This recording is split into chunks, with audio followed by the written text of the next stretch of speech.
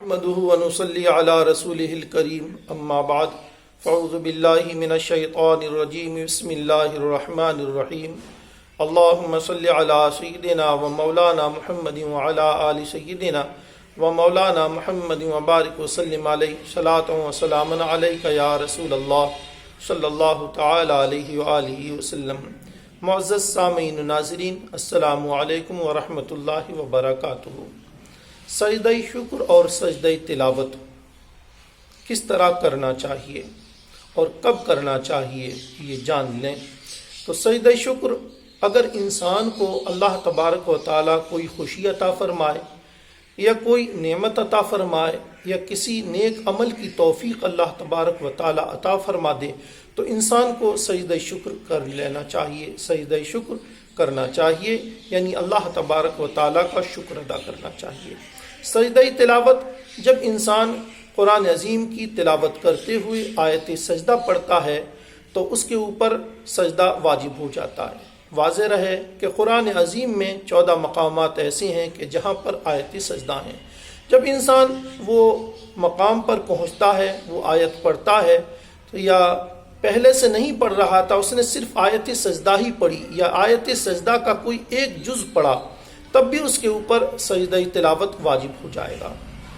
پڑھنے والے پر اور سننے والے پر دونوں پر سجدہ تلاوت واجب ہو جاتا ہے۔ پڑھنے والے کے لیے چاہیے کہ جس وقت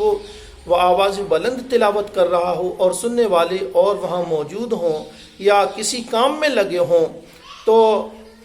جب آیت سجدہ آئے تو آہستہ پڑھے کہ خود سن سکے اور خود اس کے اوپر ہی سجدہ واجب ہو۔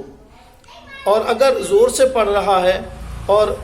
سننے والے سن رہے ہیں یا کوئی بے توجہی میں اپنا کام کر رہا ہے اور اس کے لیے پتہ نہیں ہے تو اس کے لیے بتا دینا چاہیے کہ میں نے آیت سجدہ پڑھی ہے، لہٰذا تم نے جو یہ آیت سجدہ سن لی ہے تو تمہارے اوپر بھی سجدہ واجب ہو گیا ہے اور تم تلاوت کا سجدہ کر لینا، تاکہ وہ بھی اس واجب کو ادا کر لے۔ سجدہ تلاوت اور سجدہ شکر ادا کرنے کا ایک ہی طریقہ ہے اور اس کے وہی شرائط ہیں جو نماز کی شرائط ہیں، یعنی کہ جسم کا پاک ہونا، لباس کا پاک ہونا اور جگہ کا پاک ہونا، کعبے کی طرف منہ ہونا، یہ وہی شرائط ہیں جو نماز کے لیے ہیں۔ اس کا طریقہ یہ ہے کہ انسان سجدہ شکر کر رہا ہو تو سجدہ شکر کی نیت کرے، سجدہ تلاوت کر رہا ہے تو سجدہ تلاوت کی نیت کرے، اور کھڑے ہو کر اللہ اکبر کہتا ہوا بغیر ہاتھ اٹھائے، جیسا کہ ہم اور آپ رکوع کے بعد کھڑے ہوتے ہیں اور پھر سجدے میں اللہ اکبر کہتے ہوئے جاتے ہیں، اسی طرح اللہ اکبر کہتے ہوئے سجدے میں جائیں۔ سجدے کی تسبیح سبحان ربی الاعلیٰ، سبحان ربی الاعلیٰ، سبحان ربی الاعلیٰ 3 بار کہیں اور پھر اٹھ کر کھڑے ہو جائیں۔ یہ سجدے کا مستحب طریقہ ہے۔ اگر کسی شخص نے بیٹھے بیٹھے سجدہ کیا، یعنی بیٹھا تھا اللہ اکبر کہہ کر سجدے میں چلا گیا اور تسبیح پڑھی اور اللہ اکبر کہہ کے سجدے سے سر اٹھایا اور پھر بیٹھ گیا، اس کا بھی واجب ادا ہو جائے گا۔ مگر بہتر طریقہ وہی ہے کہ انسان کھڑے ہو کر اللہ اکبر کہتا ہوا سجدے میں جائے، سجدے کی تسبیح پڑھے اور پھر اللہ اکبر کہتا ہوا کھڑا ہو جائے۔ بہت سارے حضرات یہ کہتے ہیں کہ ہمارے لیے پتہ نہیں چلتا کہ قرآن عظیم میں آیت سجدہ کب آتی ہے، تو ہم کیا کریں؟ یا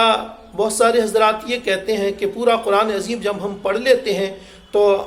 پورے قرآن عظیم کے ایک ساتھ 14 سجدے ہم کر لیتے ہیں، کیا کرنا ایسا بہتر ہے؟ تو یہ جان لیجئے کہ کوئی شخص اگر پورے قرآن عظیم کو پڑھنے کے بعد 14 سجدے ایک ساتھ کرے گا اس کا بھی واجب ادا ہو جائے گا، اور اس کا طریقہ وہی ہوگا کہ اس کے لیے چاہیے کھڑے ہو کر پہلی بار اللہ اکبر کہتا ہوا سجدے میں جائے اور سجدے کی تسبیح کہنے کے بعد سجدے سے اٹھے اور بیٹھ جائے اور پھر دوسرا سجدہ کرے، سجدے کی تسبیح پڑھے اللہ اکبر کہہ کے بیٹھ جائے، پھر تیسرا کرے، اسی طریقے سے جیسے ہم نماز میں سجدے کرتے ہیں، بیٹھ کے اللہ اکبر کہے اور سجدے میں جانے کے بعد پھر تسبیح پڑھے اور پھر بیٹھ جائے اور پھر اللہ اکبر کہہ کے سجدے میں چلا جائے، اور جب آخری سجدہ کرے تب اللہ اکبر کہتا ہوا کھڑا ہو جائے۔